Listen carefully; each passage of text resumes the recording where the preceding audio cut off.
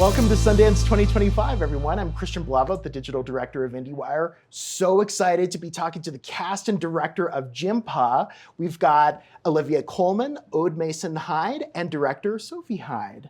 Welcome. Thank you. It's such a pleasure to have you here. This is such a moving film, and Sophie, an extremely personal one for you and rooted in your own experiences. How did you go about translating your own life experience into the narrative framework of this film?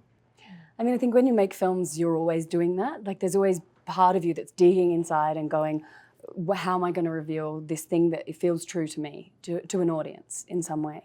This one was just a very explicit version of that because it's largely, based on my father and my child who's sitting next to me, who also plays Francis in the film, and myself, How did I go about it? I have great collaborators. So I, started with my co-writer, Matthew Cormack, who's someone I've worked with for a long time. And we talked a lot about what we wanted to do and why we might make something that was personal like this.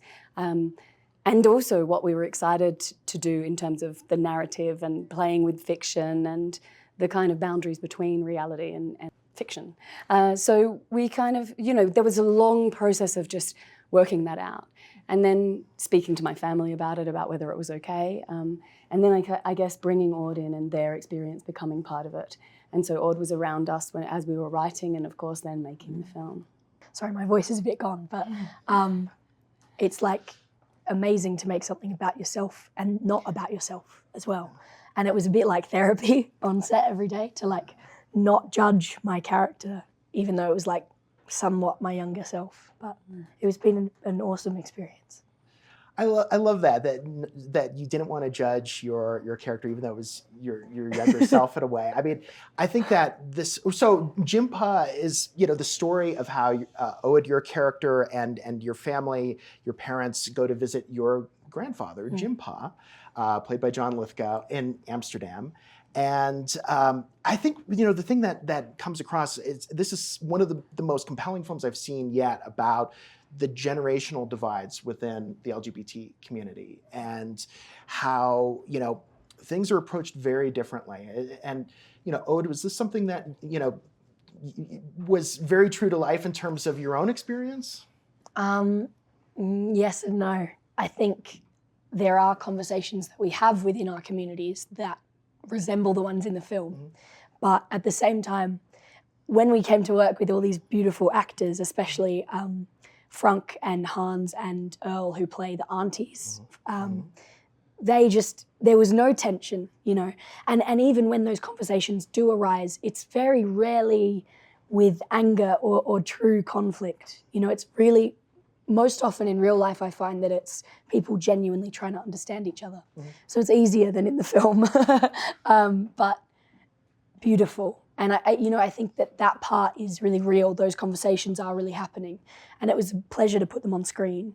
And there's a safety going on there. There's Yes. a deep respect and love between the characters. So the idea of arguing with each other or disagreeing about something or trying to explore something is okay if you have respect for each other, if you love each other. And I feel like, we have this idea that there's all this binary tension and that everyone's really antagonistic about these ideas. But you sit opposite somebody that you know and love, and hopefully what you do is see them and listen to them and try and understand them, And that's what we wanted to explore in the film and try and do. Yeah. Olivia, how did you get involved? And also, how interesting is it that you're essentially playing a version of your director in this film? Yeah, the pressure was quite great. I can't remember quite how it happened. You sent the script to my I sent the agent. script to Olive, and then you read it fast, and we were on a call within a week, I think, and we had such a great conversation. Good script. And you were just very, you as we did, you brought your own feelings and personal stuff to it, and it took off from that moment. I think I had recently done a job and not enjoyed the process that much. And then my agents, Olive and Lindy, met you or had worked somewhere, and they said, I think you're going to love this one, that you're going to love working with Sophie. So we met on Zoom, and you popped your head in as well. I did. But do you know, people keep asking us about the personal, you know, like, how was it? But when we were making it, I don't think we were thinking much about that. No. Like, you bring someone like Olivia in, like all the collaborators, but particularly Olivia, and you go, it's your character. Like, there's no sense of like, it's me on screen in those moments. I just go like, she just does her thing and it's incredible. And I'm like, phew. It is. No notes. Yeah. That's nice. Were there any specific moments though that you gave Olivia direction about like how to capture you essentially? No way. I never wanted to feel like that was going on in the film. And when you go to cast essentially yourself, at first I was like, it could be anyone. I was like, I didn't have an attachment to it. But the problem was that once I realized that I wanted to have Olivia in it, I stopped being able to see anyone. We couldn't get you out of our minds. It was really intense for a long time. Yeah, but we couldn't get it to it. We were like, so that was important. Yeah. Oh. And directing your own child, I mean, there's so few times that you can really think of in cinema history where that really happens. I mean, I guess it was John Huston and Angelica Houston, but not.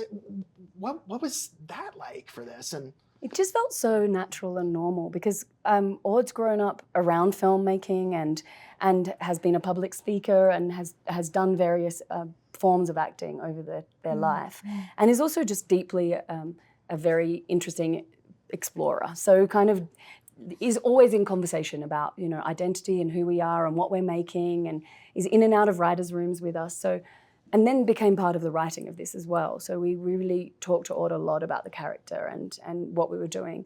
And so it felt just this beautifully natural progression, and then I got a little bit nervous, like, what if we just have a terrible time, or what if this breaks us or something, But we actually, it was such a gorgeous collaboration, and we felt really frank and honest with each other. Well, I think we understand each other better than we did when we started. Yeah. And I always joke that they Mum and Dad raised their own perfect little performer. Only just that they spent so long sort of shaping, putting me on these film sets and showing me how they made films. And I feel like I've just had the most wonderful education throughout my life in how to do this. Yeah. Olivia, this was obviously a great experience for you, and you had a wonderful time. I mean, what was, was there anything that happened on set in particular to create that vibe, that of collaboration and to tell the story in a particularly artistically fulfilling way? Sophie does. We had a period of rehearsal, which is lovely, which you don't always get. Not just with the 3-4 main characters, but everybody. And Sophie makes it possible for you to become really good mates quite quickly. It's a very clever thing. So you do a lot of sharing, you share stories, you listen to each other. Draw each other. So, I'd have a pen and not look down at the paper, and then you have hysterics at what you've done. But you're really looking at each other's faces, and it's fun, but actually you can see what you're getting out of it. So by the time we started filming, we were all good mates and really close and cared for each other. And I think you can see that on the screen, And and the bit where John, I don't want to ruin it for anyone if anyone hasn't seen it, but there's a bit where he can't communicate. But I think because of the love we'd managed to have for each other through Sophie's process, we really could communicate. Oh, he was amazing. And also, Olivia came to Australia for the first part of the shoot. Most of it was in Amsterdam, but some in Australia. And we went and, we cuddled a koala and we did all that stuff. It was good fun. Because I also said, I warned everyone that I get terribly homesick. I hate being away from home. And this was the furthest you could get from home. And so Sophie and Aud did a sort of day of loving collie, and we did lovely food and saw amazing animals. We fed. I've got photos of you feeding quokkas. And quokkas? Yeah. No, not a quokka. Emus, quokkas. Wasn't a quokka. Oh. No. No, you're right. It's something else. Quokkas are the ones you look up a quokka. Oh, they're very cute. They're very cute. You were being a quokka. That's you were a quokka. I was a quokka all day. Sorry, I went off. Sorry. No, I love that. Well, I mean, the familial dynamic, you know, it's apparent even here, you know, just that, and the dynamic that you created with John Lithgow, you know, playing your father, playing Sophie's father, or, you know, it's so interesting because there's love there, but there's also conflict. How did you work with John to find the notes of those relationships? Someone else said conflict today, and I don't think there was conflict. But maybe that's me not. I think I might be you. But I think she felt. See, Hannah. This is weird because it's so. But there was never any doubt that they were loved, and so. Conflict comes from people who maybe haven't experienced love, and in their younger years, if they haven't been loved, problems arise. But I feel like everything was understood, and there was apart from Jim, but openly being very open about his selfishness. There isn't really selfishness in the family, I think, and so it didn't feel like conflict to me.